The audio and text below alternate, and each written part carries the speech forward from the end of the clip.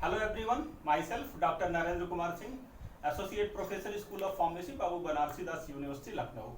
Today topic of our discussion is flame photometry or flame emission spectroscopy.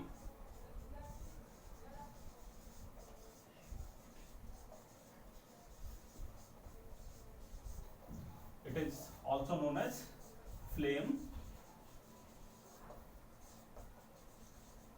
emission spectroscopy.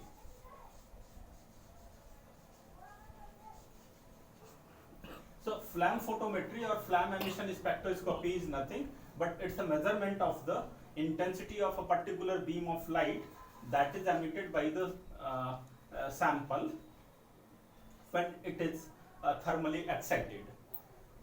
So if suppose M plus is a metal that has to be analyzed, and if this metal present in the form of salt with the halide, so the solution of this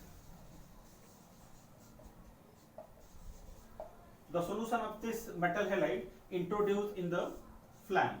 So when this solution of metal halide introduced in the form of fine mist in the flame, so solvent present in the solution, first it is vaporized.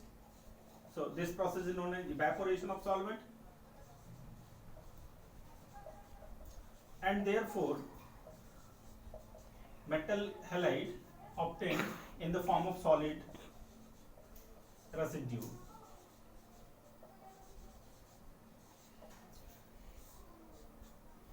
Now the temperature of the flame is approximately 2300 degrees centigrade to 3000 degree centigrade. At this temperature, this solid residue vaporized in the form of gaseous sample. Here Mx present in the form of gas, and this process is known as vaporization.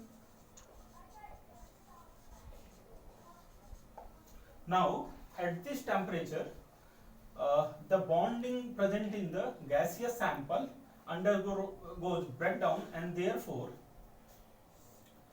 the sample which is present in the form of molecule, now it is in the form of atoms, M plus plus X minus. This process is known as atomization. Now these atoms absorb the energy of the flame, and they promoted from their ground state energy level to the excited state energy level, and this process is called the excitation. Excited state of the atoms is a very short lived, and therefore within 10 to the power minus 6 to 10 to the power minus 9 second, the atoms which are now in the form of their excited state, they emit their energy in the form of excitation spectra, and they come back to their ground state. So the light that is emitted by the analyte is called emission spectra.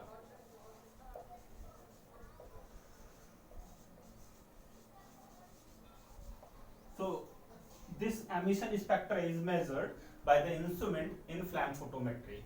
So this is the process, this is the basic principle of flame photometry.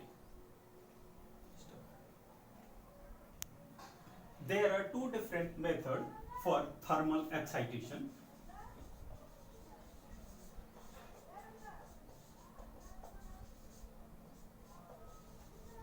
First one is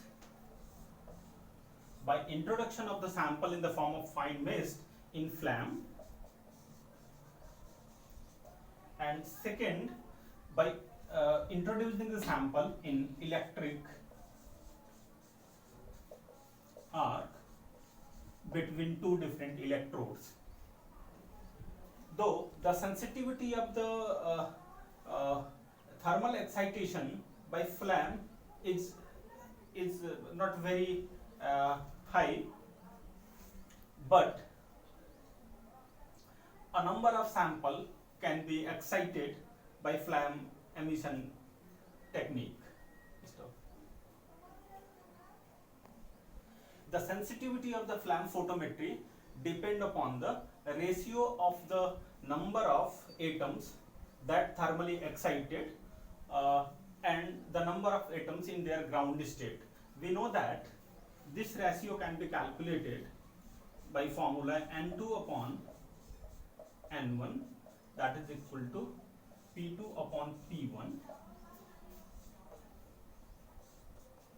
E2 minus E1 upon K into T, where N2 is the number of atoms that are present in their first excited state, N1 is the number of atoms in their ground state, and P1 and P2 is the statistical weight of the atom present in two different energy state.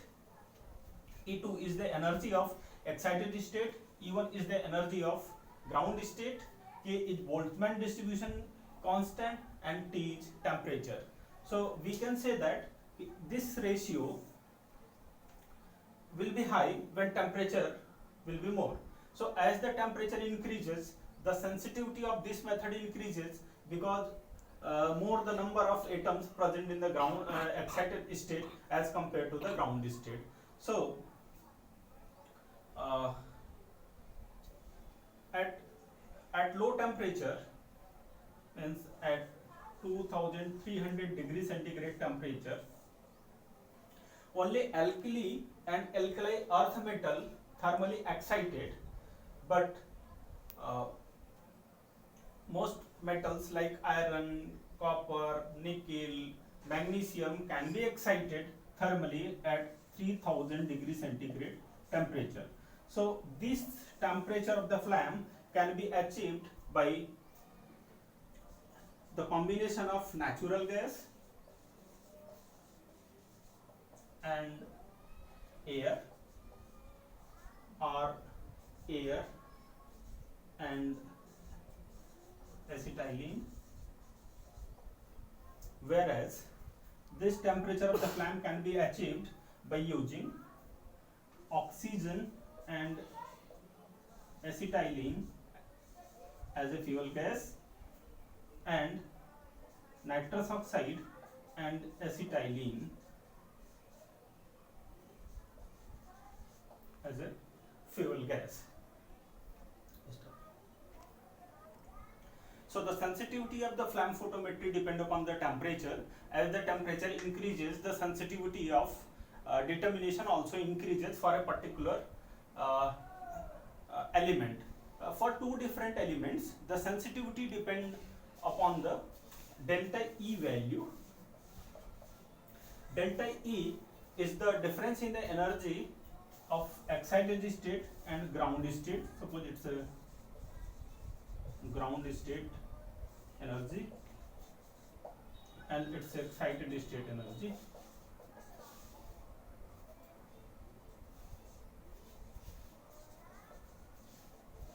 So if it is E2, then E1, this difference is called the delta E value. So for two different elements, the sensitivity of the flame photometry depend upon the delta E value. As the delta E increases, the sensitivity of the determination decreases. In case of alkali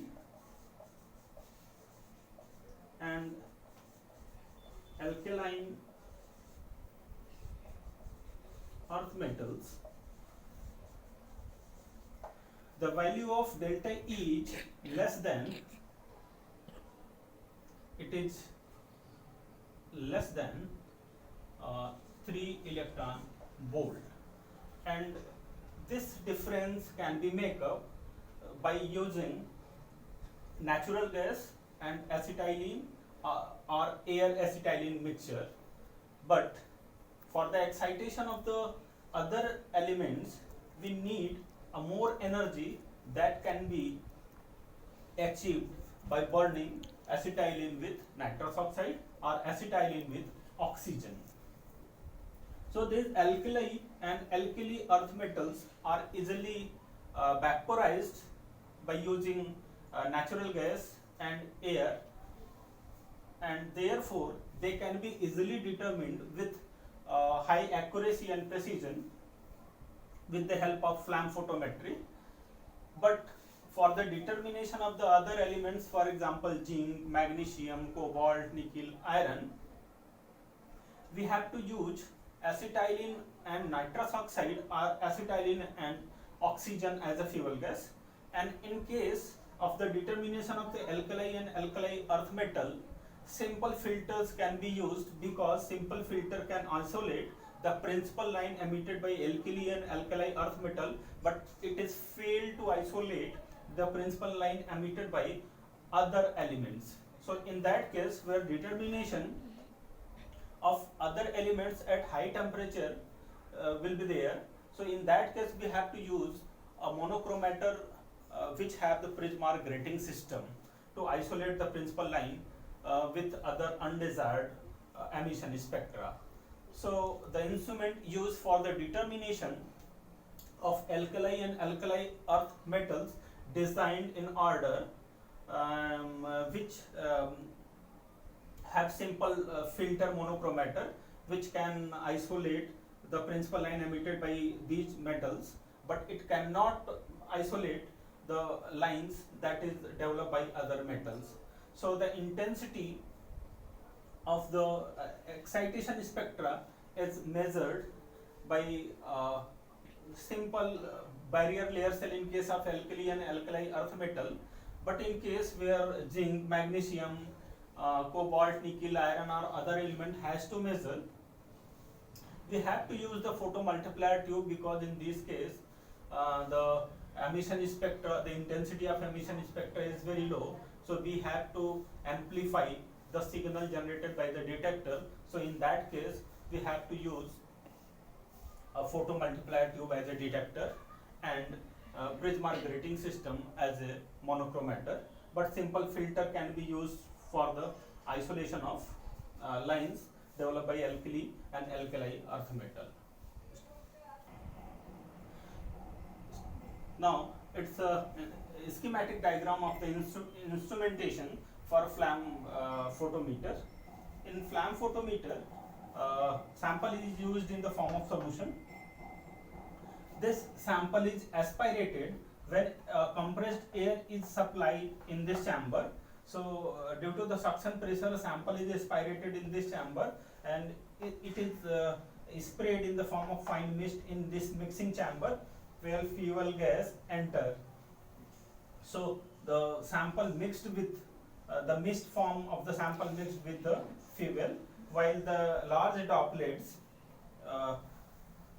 is removed from the drainage, and the mist form of the sample mixed with the fuel, it passed through the this tube in the flame, where it burned and developed heat.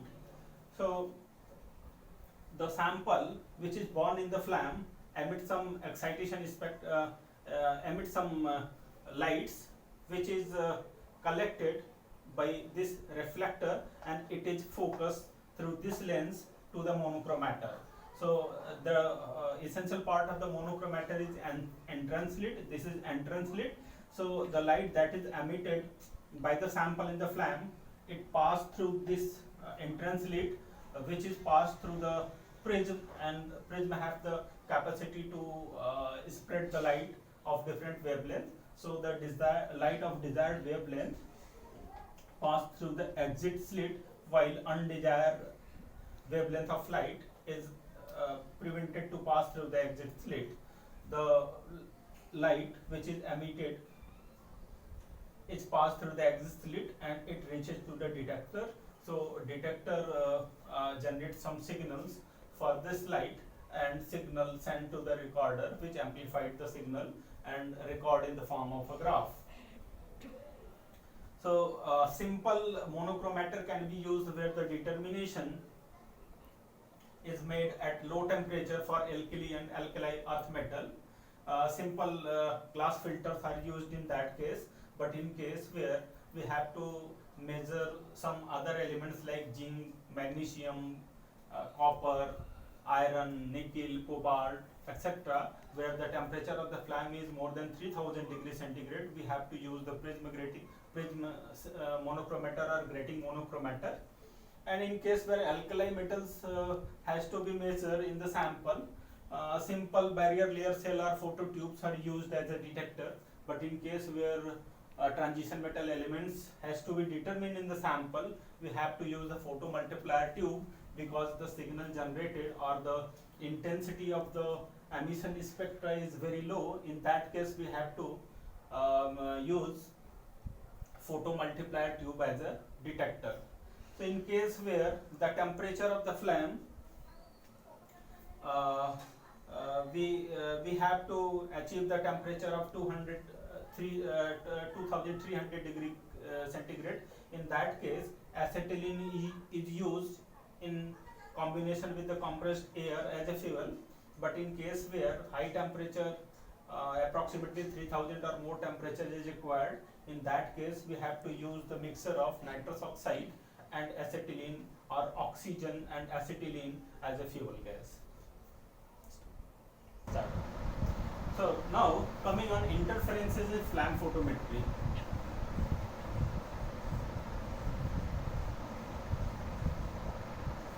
Interferences in flame photometry occurs due to the presence of other elements in the sample. So interferences can be classified into two categories: cationic interference and anionic interference. So now coming on cationic interference. So cationic interference is the major interference in flame photometry, and it is due to the presence of two or more than two metals in the sample. So different metals in alkali or alkaline earth group. Cationic interference in flame photometry is due to the presence of two or more than two alkali or alkali metals in the sample, and it is specific when the emission line, principal emission line of two different alkali or alkali earth metal are very close to each other. Then the determination will not be met accurately. So for example, in case where we have to measure the sodium ion in the sample, and in that sample calcium is also present, so we can't measure the quantity of sodium in presence of calcium, because the line emitted by the sodium is 589 nanometer and the principal line emitted by the calcium is 626 nanometer. So this principal line emitted by the calcium is very far as compared to the sodium. But when the impurity present as calcium in the sample, when it introduced in the flame, it formed calcium hydroxide by reacting with the flame gases, and the calcium hydroxide produced, it emit the principal line at 554 nanometer. So the intensity of this emission is mixed with the line emitted by the sodium, that is 589 nanometer. So the reading in case of sodium will be more as compared to the sample where calcium is absent. So this is the cationic interference. Similarly, in the determination of the calcium in presence of sodium, the principal line emitted by the sodium is 589 nanometer and the principal line emitted by the calcium is 626 nanometer.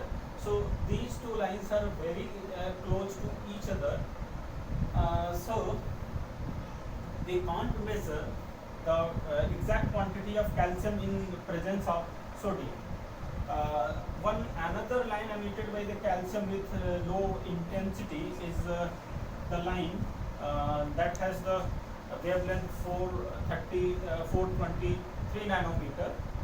though the intensity of this spectral line is very weak, but we can accurately measure the concentration of calcium at this particular lambda max value. So these are the example of cationic interference in flame photometry. The instruments which are designed to measure the concentration or the quantity of alkali or alkali earth metal uses simple glass filters that isolate the principal line emitted by the alkali earth metals, but it fails to isolate the lines emitted in presence of some impurities like calcium or some other alkali earth metal impurities. So in that particular case, we have to use prism or grating monochromators that has the capacity to isolate the principal line emitted by the alkali earth metal, and in presence of interference, some impurity in the sample, we can measure the accurate quantity of analyte ion. Now coming on cationic interference, anionic interference.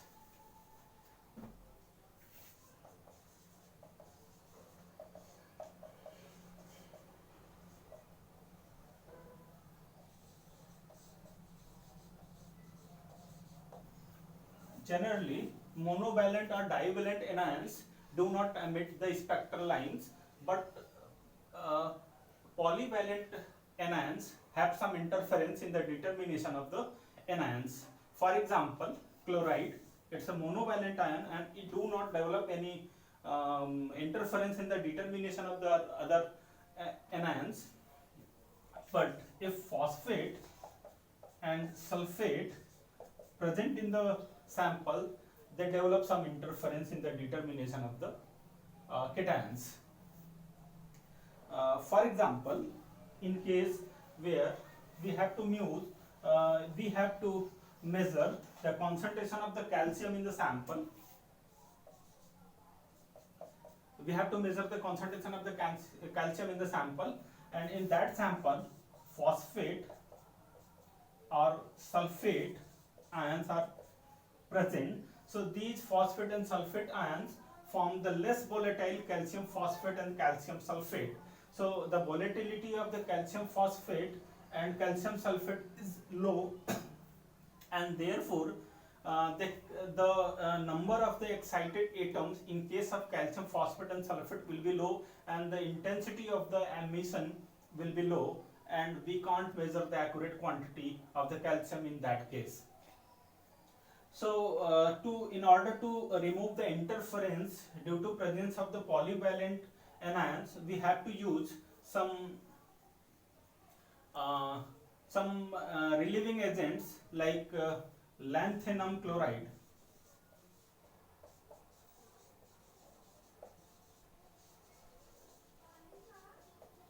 So lanthanum chloride, when used, it develops some competition for the formation of salt with the phosphate and the sulfate, and therefore it relieves calcium which can be measured accurately. Lanthanum competitively form the salt with phosphate and sulfate, therefore free calcium will be available for the excitation. Some other chelating agent, for example EDTA, can be used. EDTA form the complex with the calcium and therefore removes the interference due to the polyvalent anions. So this is the anionic interference in flame photometry. Thank you so much.